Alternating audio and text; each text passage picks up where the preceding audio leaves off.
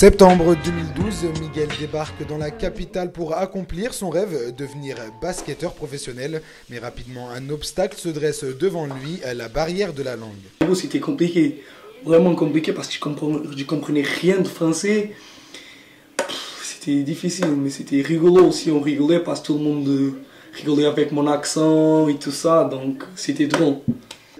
Miguel s'engage avec les espoirs de la JSF Nanterre, champion de France en titre. Malgré le rythme intense des entraînements quotidiens, la JSF lui prend en charge chaque jour des cours de français. C'est difficile, mais quand tu vas, quand tu as envie, quand tu as beaucoup d'envie, tu arrives à régler bien les choses et tu arrives à faire les deux avec succès. Donc c'est ça que j'essaie de faire. J'essaie d'être à fond à les entraînements. Après, j'essaie d'être à fond au cours aussi. Donc ça se passe bien, franchement.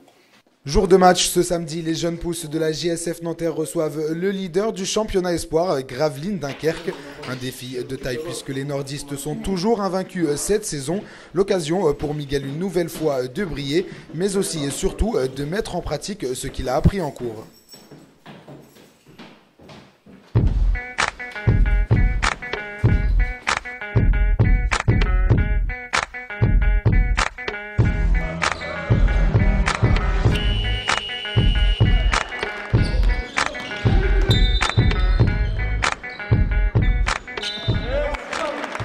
La plupart de mes coéquipiers parlent français.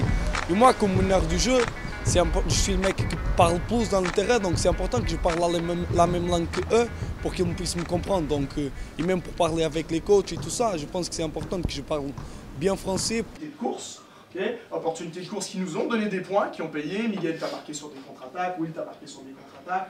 On a eu des opportunités. Donc... Par rapport à mon accent et tout ça, des fois, c'était compliqué mais maintenant c'est parfait, tout le monde me comprend, donc je suis très content par rapport à ça aussi. Ça me fait plaisir de voir que je progresse.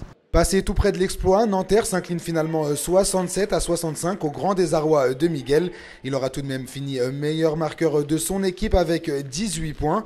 Enfin, de contrat cette saison avec Nanterre, Miguel ne craint pas de devoir partir ailleurs et de tout recommencer. Je ne sais pas où je vais, mais s'il faut que j'apprenne, si je vais en Espagne, je vais prendre l'espagnol. C'est plus facile que le français pour moi parce que je suis portugais. Si je vais en Italie, je vais apprendre l'italien. Je ne sais pas, on verra. Je ne pense pas à ça, je ne suis pas stressé, je ne suis pas inquiété avec ça. Je sais que tout va bien passer, j'espère.